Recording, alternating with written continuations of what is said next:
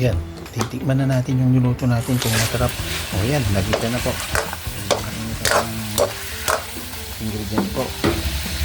Pamintang buo. Naka-plastic siya, pinto, galing siya sa tindahan.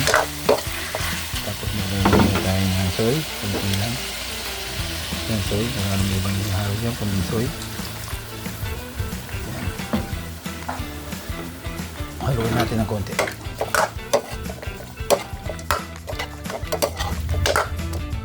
Yan.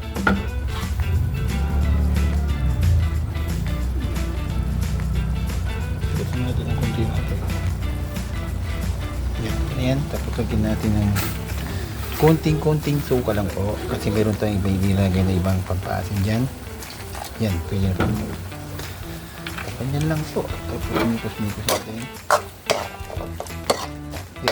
Yan, tapos ito yung ihahalo natin yung pampaasim. Ganito. Yan.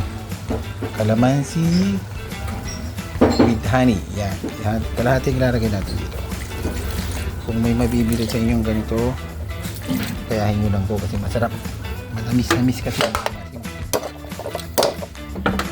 Ganyan lang yung natira, inumin na natin. Sarap yun. Yan, pakuloyin lang natin yan tapos takpan natin. Hintayin na natin siyang lumambot. Yan, pagkatapos ng ilang minuto, luto na po. Pero lalagyan pa ulit natin na walang katapusang bitchin. Yan, tama konti lang. Tapos mikos-mikos natin ng konti.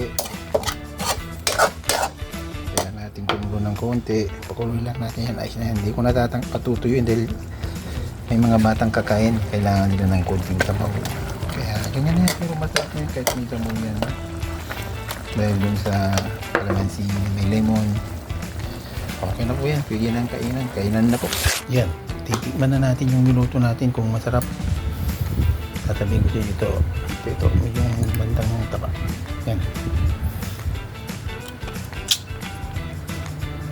Sarap. Tamang-tama yung lambot saka yung kunting tamis ng kalamansi lemon.